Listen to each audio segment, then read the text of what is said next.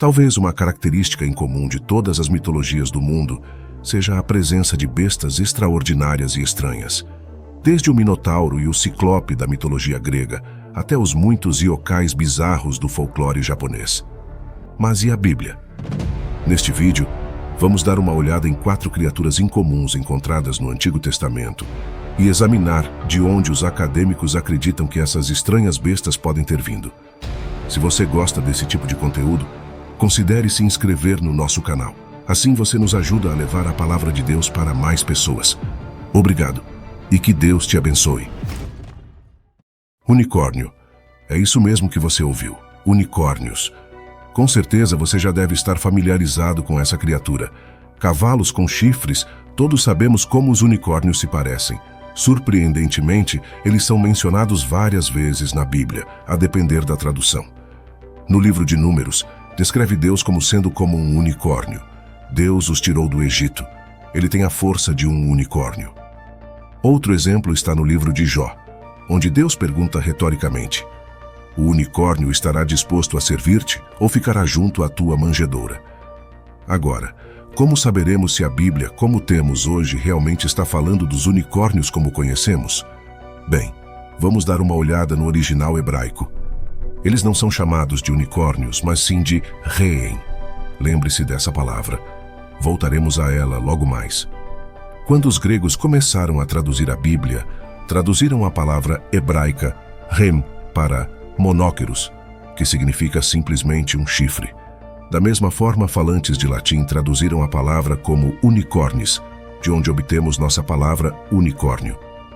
Falando em gregos e romanos, estranhamente, os unicórnios não aparecem em suas mitologias. Em vez disso, são mencionados em antigas enciclopédias naturais greco-romanas. Basicamente, antigos manuais de natureza.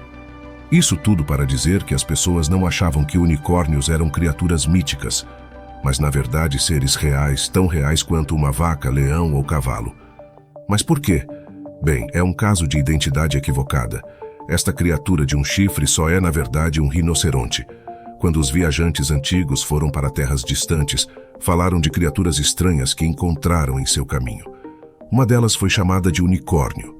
Por exemplo, o naturalista romano Plínio, o Velho, oferece sua descrição de um unicórnio como um animal muito feroz de um único chifre, que tem a cabeça de um veado, os pés de um elefante e a cauda redonda, enquanto o resto do corpo é como o de um cavalo. Os estudiosos acreditam que Plínio está oferecendo uma descrição imperfeita de um rinoceronte. É provável que ele tenha ouvido uma descrição de segunda ou até terceira mão de um rinoceronte e esteja relatando isso em seu livro. A descrição de um rinoceronte se distorceu com cada repetição, parecido com aquele jogo chamado telefone sem fio. Voltando à Bíblia e aos unicórnios, podemos ver como a descrição original de um rinoceronte pode ter sido distorcida quando foi traduzida pela primeira vez. Lembre-se da palavra hebraica para unicórnio, reem. Bem, ela não significa rinoceronte, mas uma criatura bastante semelhante. O rem agora foi identificado como um animal que os acádios chamavam de rimu. Hoje o chamaríamos de auroque, um ancestral antigo do gado moderno. Então, quando a Bíblia fala sobre unicórnios e afins, está se referindo a um tipo antigo de touro, não à toa. Algumas traduções da Bíblia substituem a palavra unicórnio por touro selvagem. Agora, é um caso de uma identidade equivocada tripla. Originalmente, a Bíblia descrevia um touro, que foi então interpretado erroneamente como um unicórnio, que por sua vez foi uma interpretação errada de um rinoceronte. Um pouco complicado, mas essa é a teoria em que os estudiosos apoiam. Leviatã e Behemote. Essas são talvez as criaturas míticas mais famosas em toda a Bíblia, aquelas com as quais você pode estar mais familiarizado.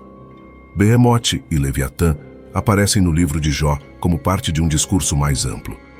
Deus oferece uma descrição detalhada de cada criatura. Vamos começar com o Behemote. É uma criatura terrestre gigantesca de força imensa. Aqui está a descrição completa. Eis que aqui está a criatura Behemote que fiz como fiz a você. Ele come grama como um boi. Veja sua força nos lombos e seu poder nos músculos do ventre. Ele faz sua cauda dura como um cedro. Os nervos de suas coxas estão entretecidos. Seus ossos são tubos de bronze. Seus membros são barras de ferro.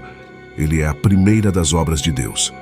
Aquele que o fez pode trazer sua espada, pois as montanhas fornecem alimento para ele, onde todos os animais selvagens brincam.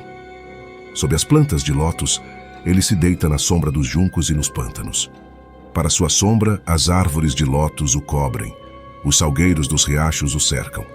Veja, se o rio estiver agitado, ele não fica assustado. Ele está confiante, embora o Jordão corra contra sua boca. Alguém pode pegá-lo pelos olhos ou perfurar seu nariz com uma armadilha. Agora, logo após essa descrição, surge o Leviatã. Esta criatura é um gigantesco monstro marinho, serpenteante, escamoso, que possivelmente cuspia fogo e muito feroz. A descrição é um pouco mais longa do que a do Behemoth. Então vamos observar apenas alguns versículos selecionados para que tenhamos uma ideia. Seu dorso é feito de fileiras de escudos unidos de perto como com um selo.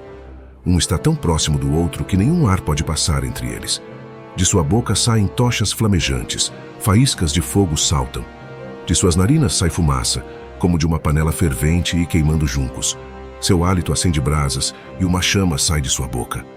Você pode encher sua pele com arpões ou sua cabeça com lanças de pesca. Coloque suas mãos nele, lembre-se da batalha, você não o fará novamente. Alguns estudiosos têm tentado a mesma tática aplicada com o unicórnio, encontrar um equivalente na vida real para combinar com essas descrições. Vamos começar com o Behemoth, um grande animal terrestre que come grama como um boi e é conhecido por sua incrível força, mas geralmente relaxa em águas sombreadas. Se você pensou em um hipopótamo, você pode estar certo. Agora, e quanto ao Leviatã, um réptil aquático com pele escamosa resistente e fileiras de dentes afiados? Você pensou em um crocodilo? Talvez. Mas a descrição completa não bate exatamente com um crocodiliano. Então, potencialmente, o livro de Jó não está descrevendo duas bestas míticas, mas simplesmente dois animais da vida real, adicionando apenas com um toque de imaginação. Será isso mesmo? Ou essas criaturas miraculosas realmente existiram? Em certo momento, essa visão foi muito popular entre os estudiosos, mas teve seus problemas ao longo dos anos, principalmente com o Leviatã. Como explicar a respiração de fogo da criatura ou sua aparência serpenteante? Além disso, o Leviatã vive nas profundezas dos mares, enquanto os crocodilos geralmente vivem em água doce. Outra teoria popular espera oferecer uma explicação melhor. Essas não são descrições de animais reais, mas em vez disso, são descrições de bestas míticas com grande poder. Veja, o Leviatã tem uma história um pouco mais longa do que a contida no livro de Jó, especialmente em muitos mitos ao redor do mundo, como mitos de criação. Existe uma tendência de deuses travarem batalhas com monstros marinhos, assim como o Leviatã. Os germânicos o chamavam de Krauskampf, ou batalha primordial. Por exemplo, no mito de criação babilônico, o Enuma Elish, o deus principal Marduk derrota o monstro marinho Tiamat e cria a terra, o mar e o céu com seu corpo desmembrado. Uma história muito semelhante vem de um mito cananeu antigo, onde o monstro marinho Lotan é morto pelo deus principal Baal no início da criação. Na verdade, acredita-se geralmente que o nome Lotan é de onde obtemos o nome Leviatã em primeiro lugar. O Shauskampf aparece não apenas no Oriente Médio. O deus nórdico Thor batalha com a serpente mundial Jormungandr. O deus grego Zeus mata a serpente Tifão. A divindade hindu Indra derrota o demônio aquático Vitra. E até no Japão temos o deus da tempestade Shinto Susanu, que mata a serpente marinha de 8 cabeças Yamato no Orochi. Assim, daí vem a ideia do Leviatã, essa serpente marinha primordial da criação. No entanto, observe que no livro de Jó, Deus não está lutando contra o Leviatã. Em vez disso, está celebrando sua majestade, e isso parece inverter a tendência. Agora, com relação ao Behemoth, infelizmente, não há muita informação sobre ele ou de onde ele vem. Alguns dizem que o Behemoth é uma gigantesca vaca mítica, afinal, seu nome Behemoth está relacionado à palavra hebraica para gado, behema. Com isso, eles suspeitam que possa estar relacionado a um touro gigante na épica de Gilgamesh, que foi enviado do céu para lutar contra os heróis Gilgamesh e Enkidu. É difícil afirmar. A opinião está dividida quanto a essa teoria. Talvez o Behemoth seja algum tipo de criatura que só aparece aqui, nesta parte da Bíblia, e em nenhum outro lugar. Agora vamos falar sobre os Nefilins. Eles são os últimos seres que falaremos aqui. Os Nefilins, traduzindo literalmente para os caídos, muitas vezes são chamados apenas de gigantes na Bíblia. Teremos um vídeo apenas sobre eles em breve, quando discutiremos sobre como era o mundo antes do dilúvio. Mas, para resumir, os Nefilins são considerados descendentes de uma procriação proibida entre anjos e humanos. Essa história é detalhada no livro de Enoque, e embora não esteja presente na Bíblia, é citado no livro de Judas, e faz parte do hall de criaturas míticas cristãs, por assim dizer. Voltando aos Nefilins, eles causam caos por onde passam e geralmente fazem muita confusão. No entanto, esse relato é apócrifo e não faz parte do cânone bíblico principal. Se nos limitarmos apenas à Bíblia, não há muita informação sobre eles. Em Gênesis, eles são mencionados como guerreiros famosos, e no livro dos Números, os israelitas se descrevem como sendo do tamanho de gafanhotos em comparação com eles. A história de Davi e Golias é a mais famosa envolvendo um desses gigantes. Embora o gigante filisteu provavelmente fosse apenas um distante descendente dos Nefilins, muito menor e menos poderoso que seus ancestrais, tamanha era sua força e estatura que amedrontava todo o exército israelita. O verdadeiro debate reside em se devemos levar isso literalmente ou se são descrições enfáticas. Talvez essas sejam apenas descrições exageradas de guerreiros reais. O livro de Enoque, de fato, leva a ideia dos Nefilins de maneira literal e até vai um passo adiante, afirmando que eles tinham impressionantes 1,35 km de altura, o equivalente a 4.500 pés.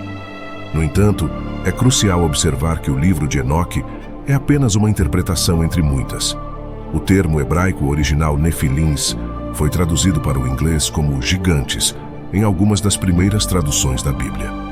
E é daí que obtemos a palavra gigantes. Em conclusão, ler os textos em sua língua original pode revelar muito sobre textos antigos, como a Bíblia. O Novo Testamento, especialmente o livro do Apocalipse, apresenta várias criaturas fantásticas, como dragões e seres angelicais totalmente cobertos de olhos, como vimos no vídeo passado. O que devemos sempre ter em mente é que existe muito mais na palavra de Deus do que seremos capazes de descobrir. Nosso foco deve ser aquilo que Jesus fez, seu sacrifício, seu propósito de morrer pelos nossos pecados. Esse sim é o verdadeiro mistério, o amor infinito de Deus que nos é revelado através de seu Filho. Obrigado por assistir a mais esse vídeo. Até a próxima. E que Deus te abençoe.